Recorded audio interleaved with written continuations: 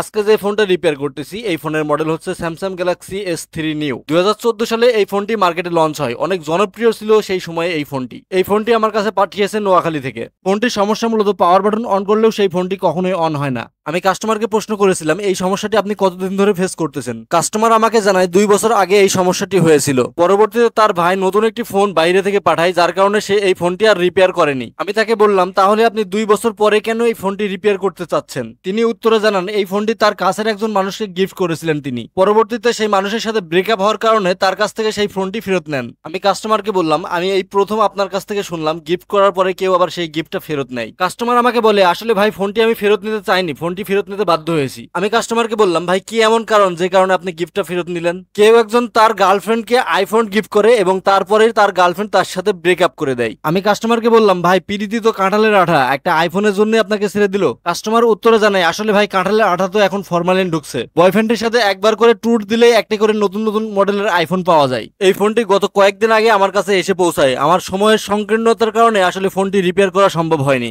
I চার্জারের সংযোগ দিয়ে দেখতে পেলাম কোনো রিডিং নেই। পরবর্তীতে আমি কোল্ড টেস্ট করে দেখলাম ফোনটি ঠিক আছে। কোল্ড টেস্টের মাধ্যমে আসলে বোঝা যায় না এই ফোনটি সচল আছে কিনা, যার কারণে আমি ফোনটাকে খুলে হট টেস্ট করলাম এবং বোঝার চেষ্টা করলাম যে ফোনটি সচল আছে কিনা। আশ্চর্যের বিষয় হচ্ছে ডিসি পাওয়ার সাপ্লাইও কোনো রিডিং দিচ্ছিল না। একজন ডক্টর যেমন রোগীর বুকের উপরে স্টেথোস্কোপ ঠেকিয়ে বুঝতে পারে রোগীর হার্টবিটের কি অবস্থা, ঠিক তেমন ভাবে আমরা ডিসি পাওয়ার সাপ্লাইয়ের মাধ্যমে বুঝতে পারি একটি মোবাইলের কি অবস্থা। যখন আমি ডিসি পাওয়ার সাপ্লাই কোনো রিডিং পেলাম না তখন আমি ফোনটিকে পুরোপুরি খুলে ফেললাম। মোবাইলের মাদারবোর্ডটাকে আমি চার্জারের সাথে সংযুক্ত করে পাওয়ার সেকশন এবং চার্জিং সেকশনটা একটু পরিমাপ করে নিলাম। চার্জিং সেকশন এবং পাওয়ার সেকশনেও আমি কোনো সমস্যা দেখতে পেলাম না। এরপর আমি পাওয়ার কিতে ভোল্টেজ লাইনটা চেক করে দেখলাম সেখানে ভোল্টেজ আছে কিনা। পাওয়ার কির ভোল্টেজ লাইনে আমি পরীক্ষা করে দেখতে পেলাম সেখানে 3.3 ভোল্টেজ রয়েছে। এরপরেই আমি দুইজন ঘাতককে ধরতে পারলাম। এই ফোনটির প্রধান সমস্যা ছিল ব্যাটারি, যে ছিল 18 মাসের প্রেগনেন্ট, এবং পরবর্তী সমস্যা ছিল পাওয়ার সুইচ। ফোনটির ব্যাটারি নষ্ট হওয়ার কারণে আমি আই চার্জারের কোনো রিডিং দেখতে পাইনি এবং পাওয়ার সুইচ নষ্ট থাকার জন্য পাওয়ার সুইচ ট্রিগার করার পর আমি ডিসি পাওয়ার সাপ্লাই কোনো রিডিং দেখতে পাইনি। যেহেতু এই ফোনের প্রধান সমস্যা হচ্ছে পাওয়ার সুইচ, তাই আমি পাওয়ার সুইচটাকে তুলে ফেললাম